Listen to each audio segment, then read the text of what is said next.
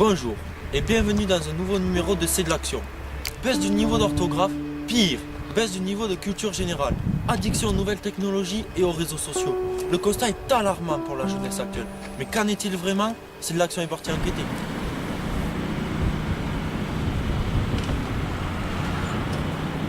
Nous voici dans un lycée professionnel français quelconque où nous allons mener notre investigation. Car qui de mieux placé que les enseignants pour mesurer le gouffre de lacunes qui sépare cette jeunesse de la culture? Des propos chocs sur le péril jeune. Bonjour, vous enseignez dans un lycée professionnel. Quelle matière enseignez-vous? J'enseigne le français et l'anglais. Depuis combien d'années?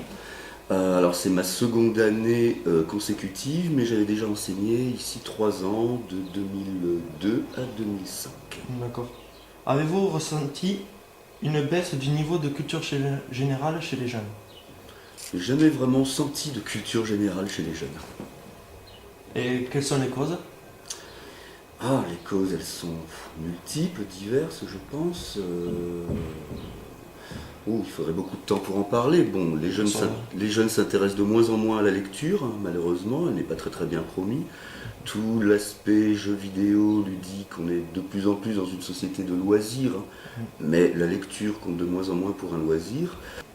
Tous les jeunes écrivent en langage SMS. Ne pensez-vous pas que la langue française écrite comme orale est en train de se perdre? Ah oui, absolument. Oui. Oui, tout à fait. Bon. Ben merci, au revoir. De rien, merci à vous. Hervé, bonjour, vous êtes enseignant dans un lycée professionnel. Quelle matière enseignez-vous? Eh bien, j'enseigne l'histoire et la géographie. Et depuis combien d'années? Depuis une petite dizaine d'années. Dans ce même lycée? Alors j'ai commencé à Toulouse, ensuite je suis parti à Nantes. Et puis enfin, donc je suis venu dans le Gers, à Auch. Et j'entends y rester. D'accord.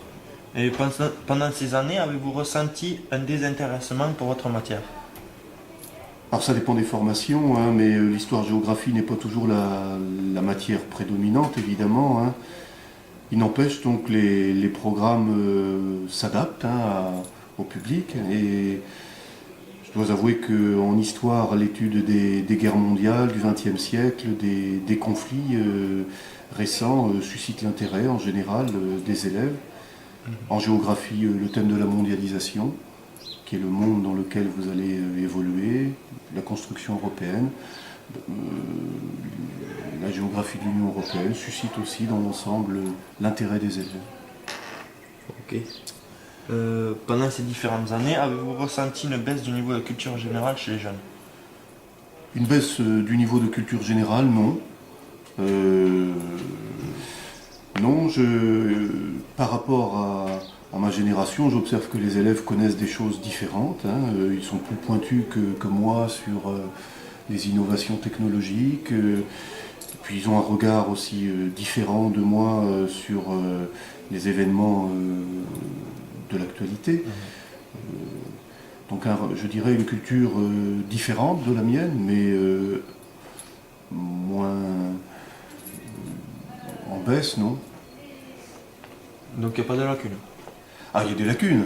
Hein. Il y a des lacunes, par exemple, dans la maîtrise de l'écrit, de choses comme ça. Hein. La langue aussi a évolué, la façon dont les jeunes aujourd'hui la manient est différente de la mienne. Hein. Mais est-ce que ça signifie une baisse? C'est autre chose. Hein. Ils l'utilisent différemment, la langue. Ils ne savent pas écrire? Ah, alors la responsabilité, elle n'est pas forcément de leur fait. Hein. Faut dire que dans le milieu scolaire, on a peut-être été moins exigeant aussi, hein, sur la maîtrise de l'écrit par les élèves. Ça explique peut-être cela aussi, quoi. Pouvez-vous nous donner quelques exemples d'idioties que vous avez entendues ou vues écrites sur une copie? Celle qui me fait toujours rire, je l'ai rencontrée au début des années 2000. J'avais dit donc en cours que Adolf Hitler avait fait de médiocres études, que c'était un autodidacte et qu'il avait, lorsqu'il avait entrepris donc, des études artistiques, donc il l'avait fait en autodidacte et qu'il s'était présenté à l'école des beaux-arts de Vienne et qu'il avait été refusé. Une élève m'avait mis dans la copie qu'Hitler avait voulu faire autodidacte, mais il avait été refusé à l'examen. C'est la plus grande,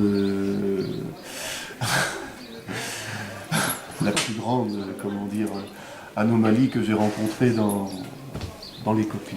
Continuons notre enquête au centre de documentation et d'information, le CDI du lycée, qui s'apparente désormais plus à un no man's land qu'à une bibliothèque. Nous avons quelques questions à vous poser. La première, d'après vous, pourquoi y a-t-il un tel désintéressement pour la lecture chez les jeunes? Ça, c'est une question très intéressante. Pourquoi les jeunes ont plus le goût de la lecture? Peut-être parce que maintenant, au lieu de lire, ils préfèrent, pour leur temps libre, aller sur Internet. Mais vous constatez vraiment qu'il y a une baisse de la fréquentation du CDI, par exemple? Ça dépend. Ça dépend des lieux. C'est-à-dire au CDI où j'étais l'an dernier, je l'ai constaté de façon flagrante. Ici, moins. Alors, est-ce que ça tient aux formations? Peut-être qu'il n'y a que ça aussi. Parce qu'il n'y a que cet endroit où c'est qu'on peut aller aussi. Peut-être, ouais. Mais c'est pas parce qu'on vient ici qu'on lit forcément. Oui. Oui, oui. Pourquoi vraiment vous avez dit que c'est à cause de l'électronique en fait, parce qu'ils passent plus de temps devant les écrans, c'est ça ce que vous pensez? Voilà, parce que maintenant, pendant leur temps libre, les jeunes ont la possibilité d'aller sur Internet ou sur le téléphone. Bon, voilà. Alors qu'avant, la lecture était un des seuls passe-temps qu'ils avaient, surtout au lycée. Pouvons-nous nous fier à pareilles allégations? Cette l'action a toujours été au plus loin pour trouver la vérité. Partons auprès des principaux concernés, les lycéens. En effet, nous avons préparé une série de questions de culture générale que nous allons leur soumettre. La Première Guerre mondiale, quelle année elle a commencé? 14. En 14. T'as pas les deux premiers chiffres à nous donner? Non, j'ai pas. Et la fin? 18. Et la Seconde Guerre mondiale? 39. Et la fin? 45. À cause de quoi ils se sont battus? Là, tu m'as demandé un peu trop. Qu'est-il passé pendant la guerre froide? Ce sont plusieurs pays qui sont rentrés en guerre mais sans les armes. Oui, et quel pays? Je sais pas. Ben, lesquels pays se sont battus pendant la Première et la Seconde Guerre mondiale? Putain, pourquoi t'as changé de... Il y a eu la France et l'Allemagne Oui, avec les Alliés, oui, et c'était qui? l'Angleterre, l'Amérique. Oui, et du coup, l'Amérique, elle est rentrée en guerre avec qui après? Avec la France. Qui c'est qui a posé le premier pas sur Lune? Ça veut rien dire la Ça reste, hein. Je l'ai vu au 6ème. Lance Armstrong. Ouais, voilà. Qui ça? Lance Armstrong. Lance Armstrong. Oh putain non. Quelle est la capitale de l'Amérique? Oh putain, les États-Unis. Combien y a-t-il d'États en Amérique? 50 en comptant le Canada. George Bush a voulu rentrer en guerre avec un pays. Lequel?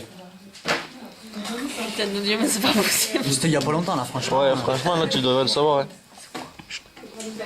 Même lui, il sait pas. Filme-le aussi.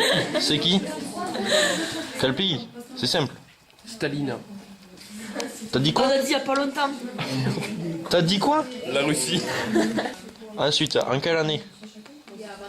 Il y a pas longtemps, genre bientôt. Oui, il y a pas longtemps, oui. J'ai un retard de l'URSS. Alors, question géographie, quelle est la capitale de la Russie? Kiev. Sûre et certaine? Oui, je suis sûre. Ok, si c'est Kiev, alors c'est quoi la capitale de l'Ukraine? Quoi? Moscou. Qui est Gandhi? Hein? Qui est Gandhi? Un peintre. Mais alors pourquoi une telle baisse du niveau de culture chez les jeunes? Quelle est la cause de cet abrutissement? Mais une chose est sûre, nous revenons pour encore plus de révélations après une page de pub. Marre d'être un loser? Grâce au nouveau sneaker 2.0, vous deviendrez un vrai lover. Votre QI sera doublé, votre toison de mâle alpha se développera et la taille de votre sexe sera rallongée. Notre test dermatologique prouve que ça marche.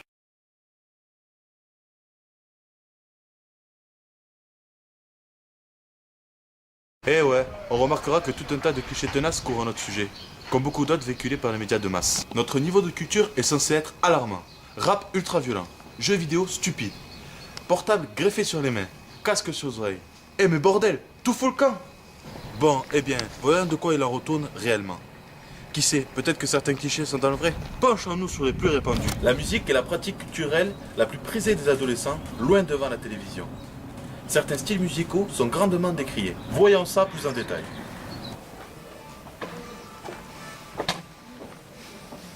Salut, ça va? Ouais, tranquille et toi? Ça va, t'écoutes quoi là comme musique? Là, j'écoute du rap avec Scylla, je réclame. C'est une musique assez violente, mais j'aime bien. Et après, j'écoute un peu de tout, mais principalement du rap américain et du rap français. Ok. Et pourquoi, d'après toi, les médias disent que le rap est trop violent, qu'il véhicule des clichés? Toi, qu'est-ce que t'en penses de ce qu'ils disent? J'en pense que déjà, c'est des conneries. Parce que déjà, il y a plusieurs styles de rap. Et tout le monde se base sur le rap commercial, où on comprend rien à ce qu'ils disent.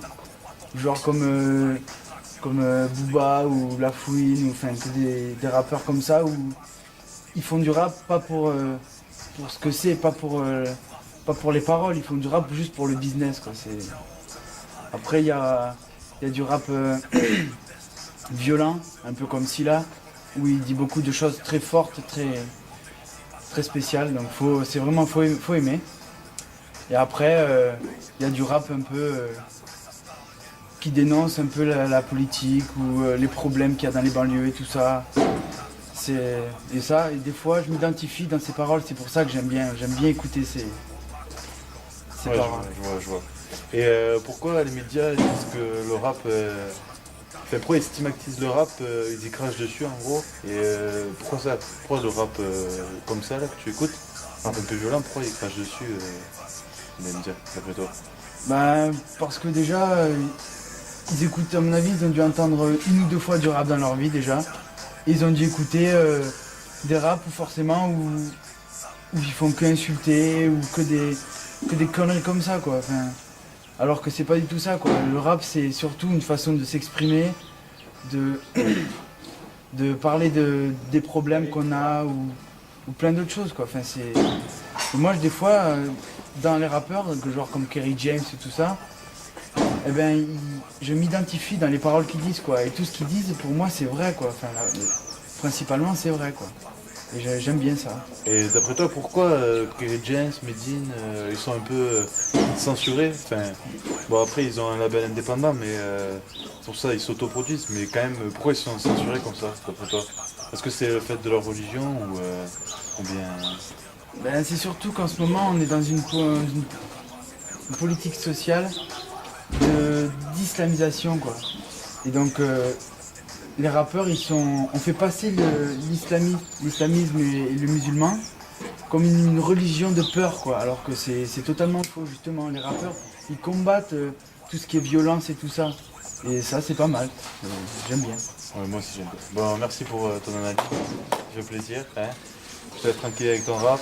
Et puis, bonne journée. Ciao. Merci. Mais le rap n'est pas le seul style de musique écouté et apprécié, heureusement. Salut, ça va? T'écoutes quoi comme style de musique? Un peu tout ce qui passe genre sur Fun, Énergie, dance quoi. Et qu'est-ce que tu dis aux gens qui pensent que ce style de musique il est plutôt commercial? Je dis qu'ils pensent ce qu'ils veulent et que moi si ça me plaît, j'écoute ça. Et est-ce que tu trouves vraiment que ce style de musique, souvent les paroles elles sont vides de sens, quoi, elles veulent rien dire? Et quand c'est en anglais, moi j'y comprends rien, donc dans ces cas-là, j'écoute juste pour la mélodie, sinon voilà quoi. Et en français t'écoutes pour les paroles ou juste pour la musique? Juste pour la musique. Salut Julien, on était en train de parler là avec Yohan de la musique électro-dance, du fait qu'elle était un peu trop commerciale. Toi, qu'est-ce que tu as à dire à ce sujet? Qu'effectivement, il y a de la musique commerciale, ça existe vraiment. Et voilà. Et pourquoi elle est aussi répandue, enfin autant répandue chez les jeunes? Je pense que c'est à cause de la société.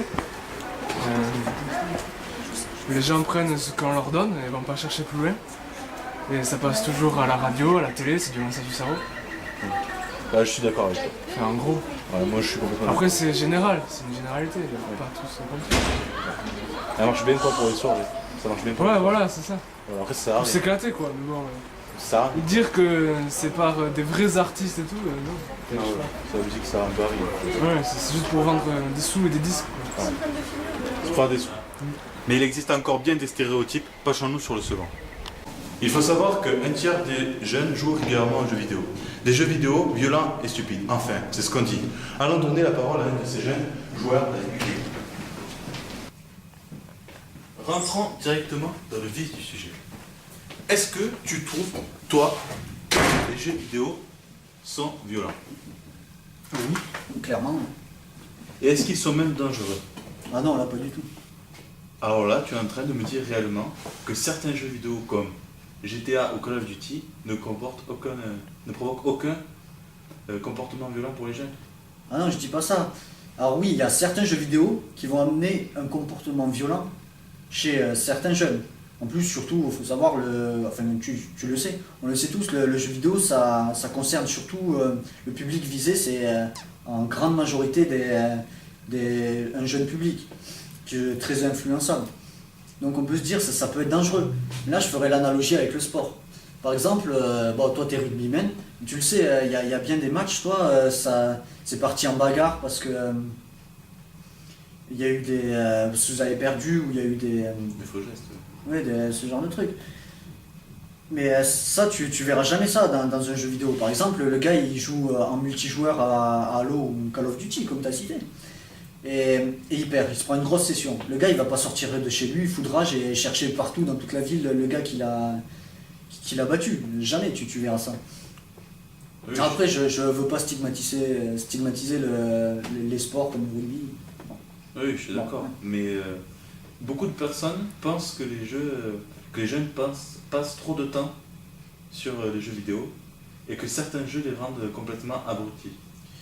Bon, attends, faut pas dire que le jeu vidéo c'est abrutissant, c'est totalement faux. Là, je ferais l'analogie avec le cinéma, par exemple. Le jeu vidéo a énormément de points communs avec le cinéma.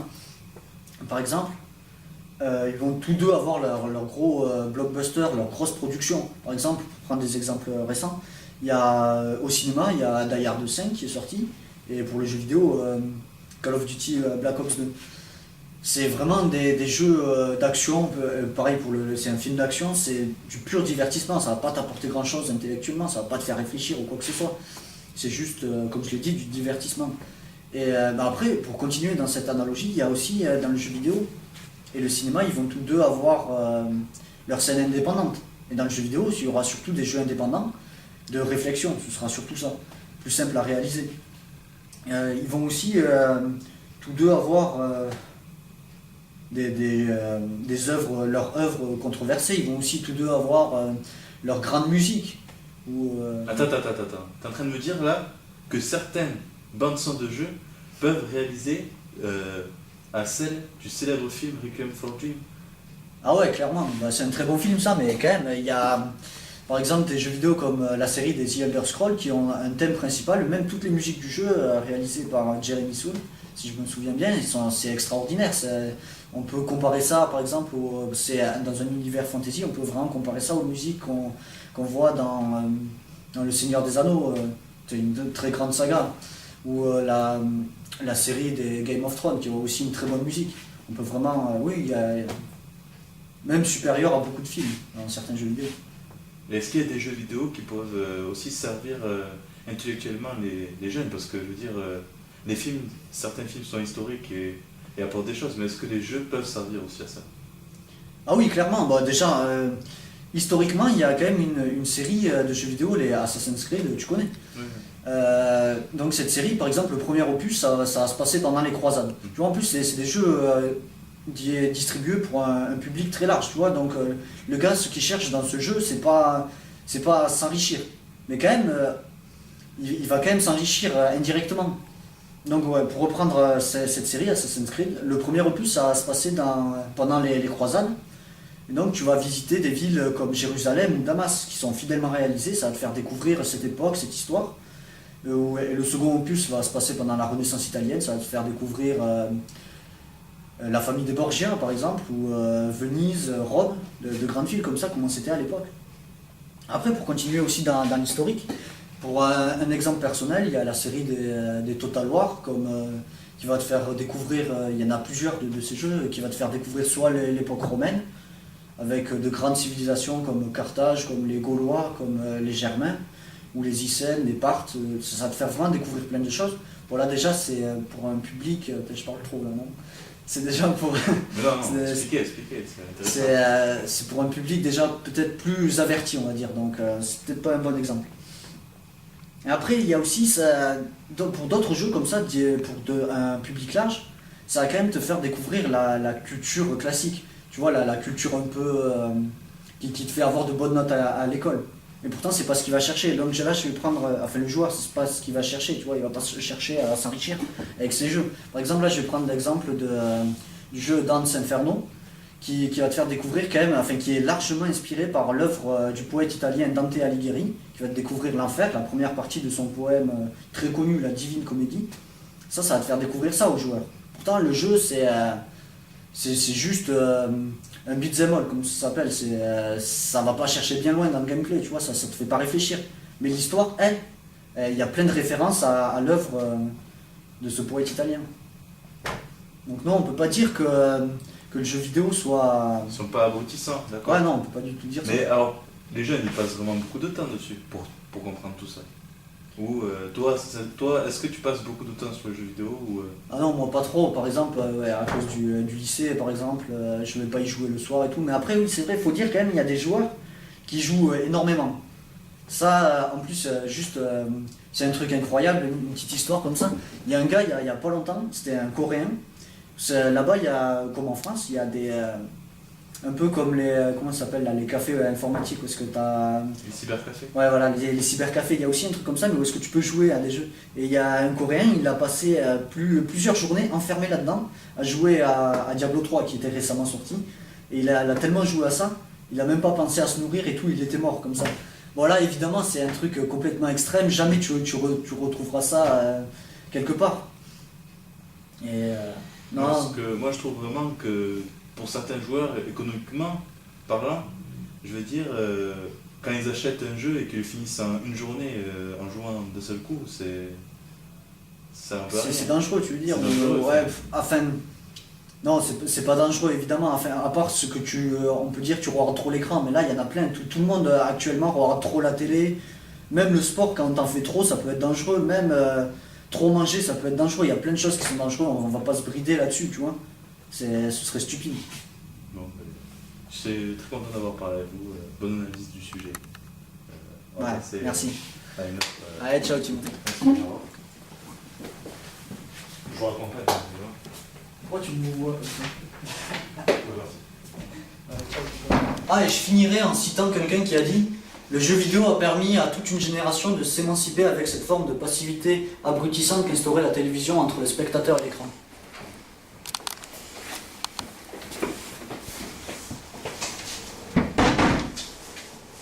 Voici enfin le second point clôturé. Maintenant, passons au suivant.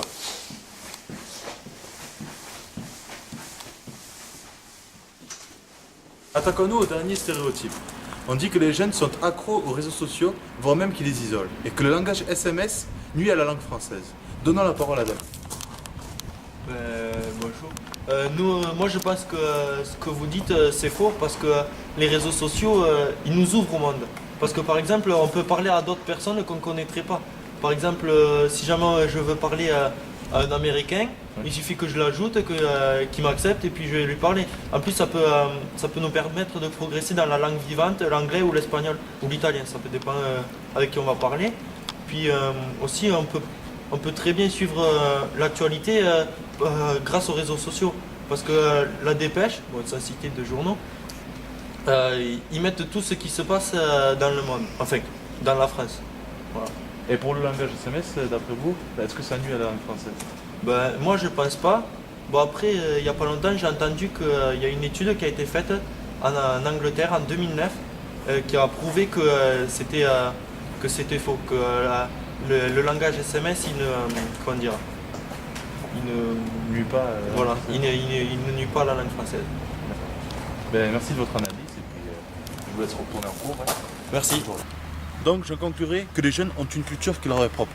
bien souvent mal comprises par les autres, d'où les stéréotypes. Et vous, qu'en pensez-vous? Stop, on a un truc à dire avant, vas-y Guillaume. Ouais, donc le truc qu'on avait à dire quand même, c'est en faisant ce court métrage, l'idée qu'on avait c'était défendre les jeunes contre les stéréotypes qui courent à notre sujet. Et justement, dans la première partie, tu vois, où est-ce qu'on avait fait les petites interviews de culture avec des questions de culture générale pour les lycéens. Enfin, moi personnellement, ça m'a choqué. Il y a vraiment des réponses, le niveau il est pire que bas. C'est vraiment. Il y a quelque chose, c'est grave à ce niveau-là. Bon, après, je vais pas généraliser. Heureusement, pas tout le monde est comme ça. Et puis, on est dans un lycée professionnel. Bon, je veux pas stigmatiser non plus. Mais quand même, j'étais choqué quand même. Enfin, on voulait vous défendre à la base, tu vois. On fait un pas vers vous, aidez-nous quand même un petit peu. Enfin, et puis, il y avait aussi au cinéma latino, ça nous a. Ouais, le cinéma latino, je veux dire. Bon, nous, quand on était 6 jurys, ça s'est bien passé. Bon, c'était un peu long quand même, c'était un peu dur de voir tous les films. Mais vraiment, c'était intéressant. Ça faisait un peu comme le Festival de Cannes. Donc, on était vraiment dedans. Et puis, on était jury, mais c'était difficile les débats pour les films et tout ça, parce qu'il y en a certains qui étaient compliqués à comprendre, pardon. Et bon voilà. Et j'ai remarqué que quand la classe elle est venue, vraiment ça a dépité le prof quoi. Les gens déjà, moi je veux dire vraiment c'est difficile le matin, faut se lever, faut aller voir une exposition. Bon voilà. En plus à midi il y a de la salade saupiquée. Enfin c'est vrai que c'est compliqué, mais bon non je rigole. Non mais c'est vrai, c'était vraiment une journée je pense intéressante. Plus que de rester au lycée. Et personne n'a mis du sien, enfin très peu en tout cas. Le film, tout le monde s'est endormi, aucun retour. Donc moi je dis vraiment, on aurait dû peut-être pas choisir ce sujet-là pour faire ce court-métrage quoi. Ouais, déçu un peu quand même de. Et bon, pour le mot de la fin, on savait pas trop comment finir ce film et on s'est concerté et on va faire un Harlem Check. Eh non, allez les making of. Bon allez, arrête tes conneries. Sur la musique, bon il termine son truc, ah merci, bonne conclusion, un gars qui vient d'interviewer. Hop, il se tourne vers la caméra, Timothée, t'es avec moi là.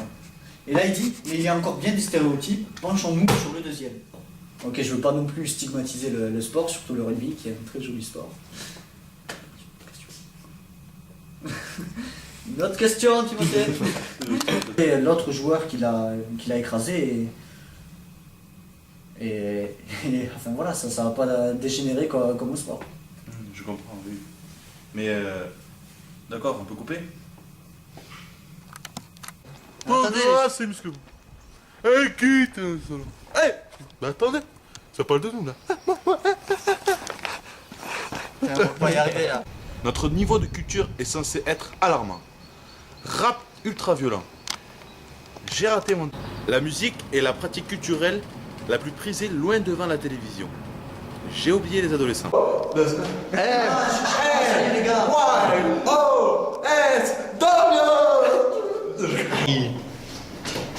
Bug dans la matrice. Bonjour. Bonjour. Au revoir. Qu'avez-vous à dire sur le rock? Un travelling. Timothée, il te pose juste. Désire-le. Votre QI sera développé. Votre toison de mal alpha. Notre thèse de morphologie. Mais une chose est sûre, nous revenons après une page de pub.